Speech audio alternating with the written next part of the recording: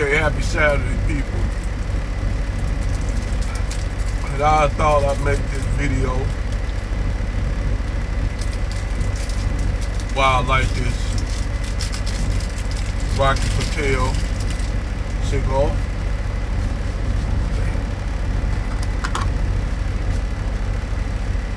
Barbecue sauce all over here. It's y'all fault. I don't greedy ass got barbecue sauce. Anyway, back to what I was saying. You have a lot of y'all sisters, like, they'll entertain the whole idea of swirling and divesting. Y'all been doing that way for passport bros. See, passport bros actually a new phenomenon. Well, you had brothers that was doing it, but the movement really didn't take foot into, certain conditions led up to that. And it was these certain conditions that led up to that what made black men just say, fuck it, we out. And first, they went about shaming the brothers, saying, they sell out, don't nobody want them. They dusty and all this kind of shit. And they leave them because nobody don't want them anyway. So they basically said everything that black men said, okay, that's what we already know. We already assessed that. That's why we leave it. So these sisters like, okay, that didn't work. Plan two. We gonna shame the women that they getting with in these countries, whether it be down in Latin America, in Asia, Southeast Asia, and Africa. So now it's got to the point where now these black women are attacking these other women. Now, the thing they doing now, saying they got men, these passport bros got these women fighting amongst each other over us, and that's not even the case. All this shit was started by these women. But let's get to the root of this program. We're going to get to the root of it, because we got to get to the root to find out the cause and effect. Why black men decide to go out. And for a long time, it was said that black women stay with black men out of loyalty. This what was said. This is what they said. Well, black women have always been loyal to black men. So they say. But when you break that down and look at records don't prove it. You go back and look at old archives and shit that goes back even during slavery all the way up to Jim Crow. You will find black women primarily the destruction of a lot of the cause a lot of deaths of a lot of black men. You don't find it now. But they always make this notion that somehow they were for black men. They went out there and protested Black Lives Matter. And then we all know, soon they get out there and protest, they turn that into, basically it switched from being about dead black men to being about LGBTQ rights and everybody else rights up under the sun, except for black men rights. So they flipped the script and turned into black girls rock shit real quick. So are you really doing this shit to say you down for black men, or you just doing that shit for yourself? But they're always pushing the notion that somehow they're down with black men.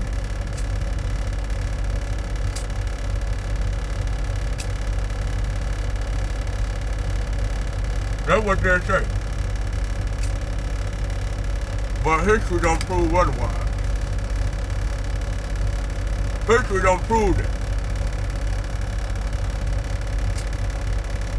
History shows another story.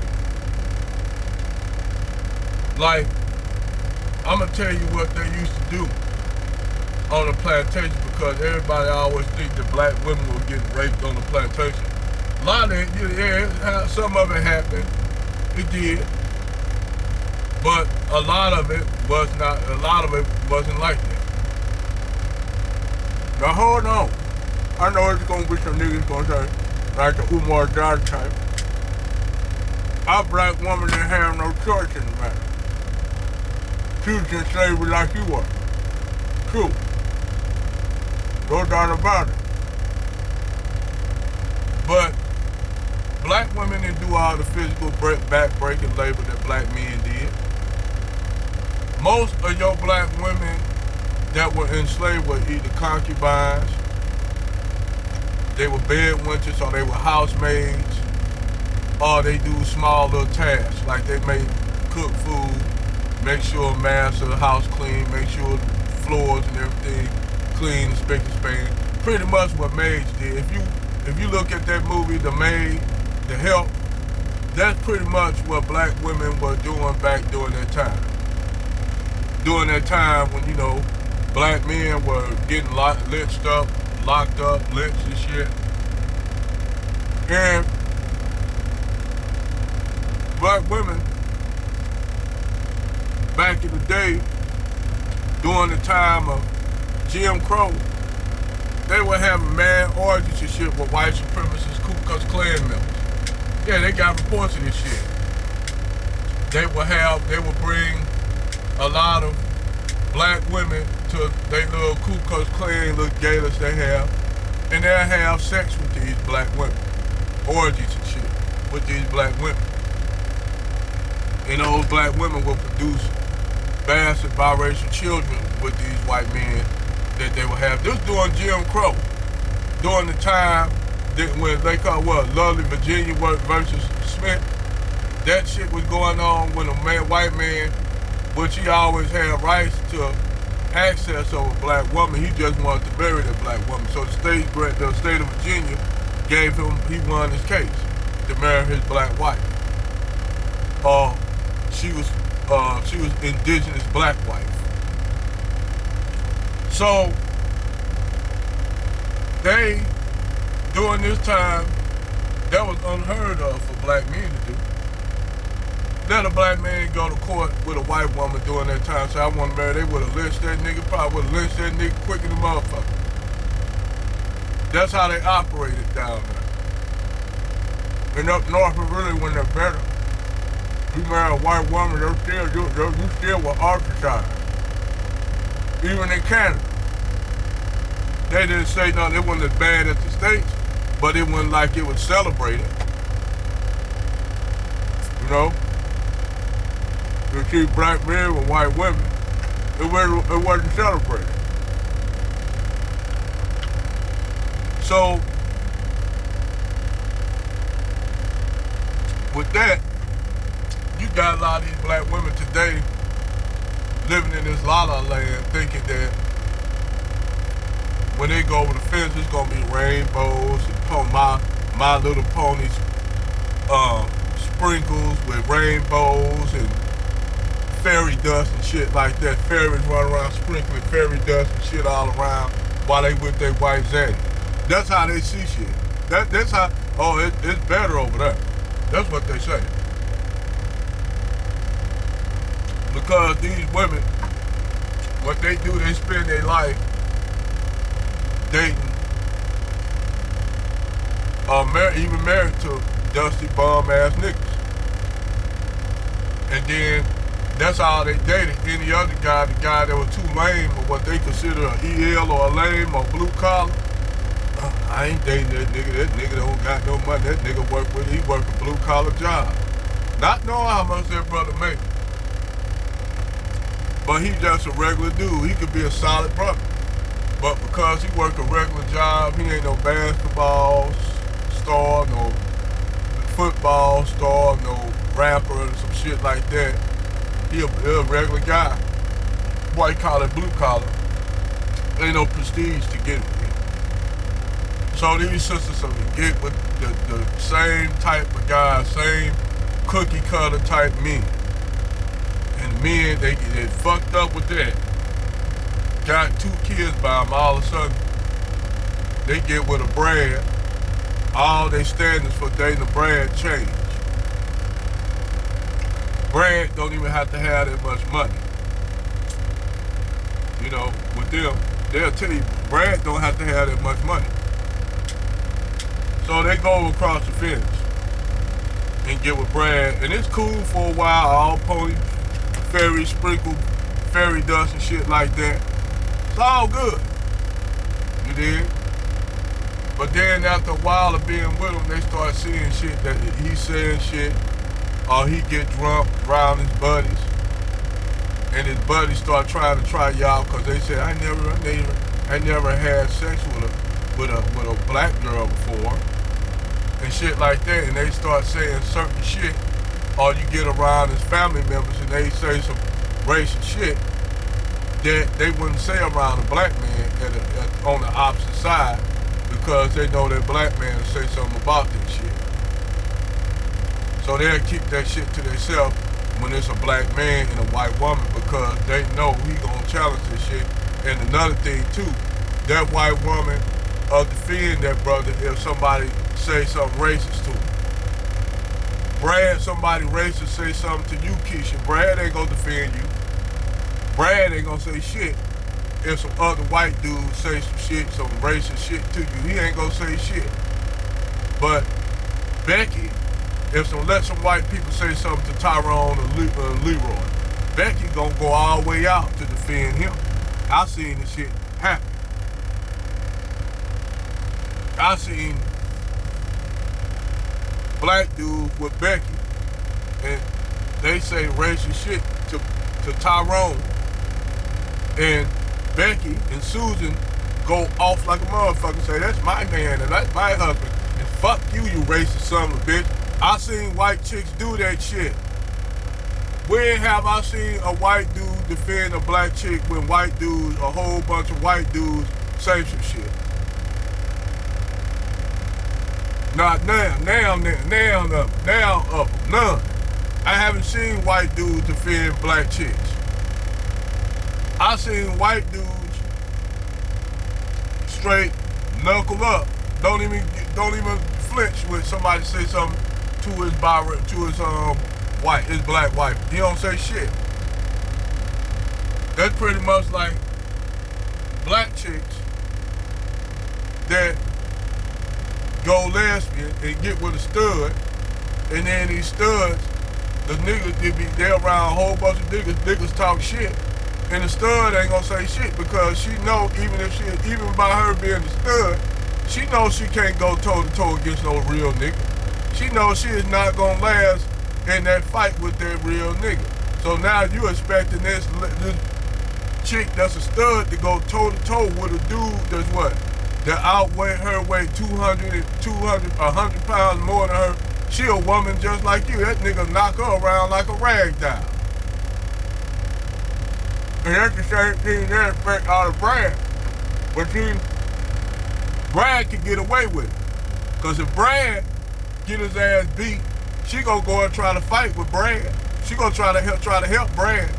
And Keisha gonna say, oh, that's all right, baby. That's okay. Let a nigga lose a fight to another nigga. And he get his ass beat. Defending her ass. She gonna tell all her girlfriends and shit. Her sexual energy gonna drop because of that. She ain't gonna even wanna be with you no more. She gonna wanna kick you to the curb. Cause she gonna say this nigga got his ass beat by another nigga, girl. That nigga beat his ass. Girlfriend gonna say, hey, you should go and get with the nigga that beat his ass. Girl, I already got his number. And that shit ain't funny. But normally that's how that shit goes. That's what you're dealing with. This black woman, you got different standards. There's different standards and parameters that white men have that black men don't have. You gotta defend a black woman to the death as a black man. You damn if another nigga just look at her and say something wrong, nigga, you gotta, to that black woman, you gonna get out there and defend that black woman against that nigga, damn near, you damn near gotta kill that brother for her little snatch to get moist. And then she probably get moist that night. But if you get your ass beat by by that nigga, Keisha is not gonna want to be with you no more. Brad, on the other hand, Brad can get beat by a white dude, floored by another white dude. She gonna get up and baby him and hold him and love, say, it's okay, baby. I give you respect because you tried to defend me, and that's all that matters. And she ain't gonna even tell her girlfriend about it. She gonna say, my man, he tried to defend me. They said, did he win? They'll make up a lie, say, yeah, girl, he won. Nigga didn't win shit. So, it's different standards that they have that they don't have with black men. They act a certain way, not all of them. I'm gonna say this, I know some white chicks that date that's in marriages with white dudes and they don't get down like that. They ain't with that, all that shit like that. I'm with a white man, fuck y'all snipers, y'all bullet bags and shit. they not like that. But you got a segment of black women that are like that. And when they get with white dudes, they don't even have to be a wealthy white dude, because the majority of them are not getting with wealthy white dudes that have status. They get with bottom shelf brain. Now, a lot of people say, well, these niggas ain't getting with women up to par either. They getting with poor, broke Becky's too. I said, but see, if you're a man that got resources, you can date a Becky that's poor. You can date a Becky that's in the trailer park. I'm keeping it 100. As long as Becky fit and in shape, Becky might be from the trailer park, but you know what Becky will do that come from the trailer park? Becky will take the leadership of that brother. Because not only that brother took her out her situation, he done took Becky that enriched Becky's life. That's what men supposed to do. You got niggas that do that to sisters. You got niggas that take on sisters that got 3 or 4 kids. Well, used to, niggas ain't doing that shit no more. But now, you got niggas up here. I know niggas right now with chicks that got multiple kids by multiple niggas. I say, nigga, you a good ass man. Cause ain't no motherfucking way. I'm taking the chick got shit, multiple kids by multiple niggas. I know a nigga right now with a black chick that got kids by multiple white dudes. White dudes by Brad. Got multiple children by Brad and one by him. She cool, he cool, but I'm just telling you, do got brothers that do get with black chicks that got biracial kids. But the thing is, now these brothers ain't doing it. So now you got sisters like saying, why black men ain't accepting my biracial kids? Why they don't want to give them me? Because you got these sisters that now, all of a sudden now, they didn't used to look at Tyrone or Leroy. Because in their mind, they equated Tyrone and Lucius with Pookie and Ray Ray in the project, in the hood. Walking around, running around with gold teeth and sagging jeans and shit. They just now started finding out that you do actually have successful black men that are successful. That are not only engineers, that are doctors, that are lawyers, they working STEM, they making shitloads of money. They in the tech field. They don't have no bullshit degrees. Now, it's not as many of them in college as black women, but when them brothers do go to college, they get something that they know they can make shitloads of money off of. And that's what makes them brothers the creme. That's what makes them brothers valuable. Them are your high value black men. Even your blue collar brothers that take a trade like they're a trucker, like moi, a trucker, they're an electrical engineer, they're a carpenter, they're a plumber, they're a diesel mechanic. A lot of these brothers got a lot of them brothers got other skills under their belt. Because black men are hustlers. Black men have always been hustlers. We always been finding a way to make money. Shit, my dad, he had a job and had 3 or 4 goddamn hustles.